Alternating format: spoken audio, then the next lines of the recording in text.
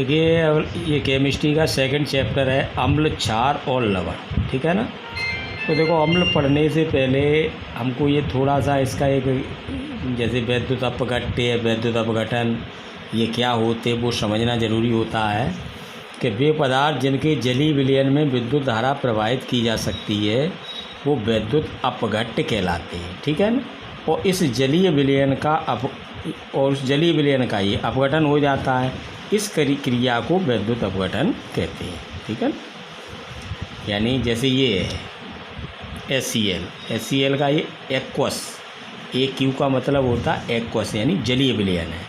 उसमें अगर हमने विद्युत धारा प्रवाहित करेंगे तो वो ये हाइड्रोजन और क्लोरीन दो गैसों में टूट जाता है। तो ये हाइड्रोजन क्लोराइड का आपका क्या बन गया, ये वैद्युत अपघटन हो गया। ठीक है ना। अब इसके बाद आता है आयनन। तो देखिए, आर्रीनियस ने अपना एक आयनिक थ्योरी दी है कि किसी वैद्युत अपघट्य को जल या किसी अन्य विलायक में घोलने पर वह विद्युत आवेशित कणों में विभाजित हो जाता है। इस क्रिया को आयनन कहा जाता है और वो जो आवेशित कण होते हैं वो हमारे आयन कहलाते हैं। आयनन की क्रिया हमेशा उत्क्रमणीय होती है, रिवर्सिबल होती है। रिवर्सिबल क्रिया ऐसी होती है, देखो इनमें ये दोनों ओर संपन्न होती है। इनमें इस प्रकार के आधे आधे तीर के ये निशान लगा दिए जाते हैं। जैसे NaCl का ये विलयन है, NaCl को जब इसे घोला गया तो इसमें दो प्रकार के आयन में वियोजित हो गया, ये सोडियम आयन और क्लोराइड आयन में। ठीक। अब यहाँ एक चीज़ आती है आयनन की मात्रा।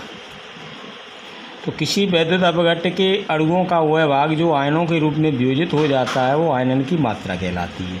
और आयनन की जो मात्रा होती है वो इन बातों पर निर्भर करती है, एक तो वैद्युत अपघट्य की प्रकृति कैसी है, विलायक की प्रकृति कैसी है, विलयन का सांद्रण कितना है, उसका ताप क्या है, और उसमें सम आयन की उपस्थिति कितनी है। ठीक है। इसके बाद एक चीज़ आती है जल का आयनिक गुणनफल। तो देखो, ऐसा होता है, जल एक उदासीन होता है, न वो अम्लीय होता है न क्षारीय होता है, उदासीन होता है।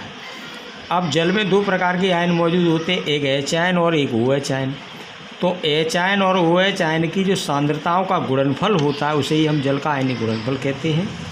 और 25 डिग्री सेल्सियस पर इसका जो मान स्टैंडर्ड माना गया है वो 1 × 10⁻⁻14 14 मोल प्रति लीटर होता है। ठीक है।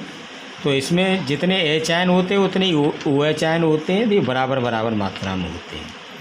अब यहाँ से इसके बाद आगे आता है अम्ल। तो देखो, अम्ल के बारे में आपने वैसे तो 7वीं 8वीं में पढ़ा है कि अम्ल स्वाद में खट्टे होते हैं। ठीक है ना।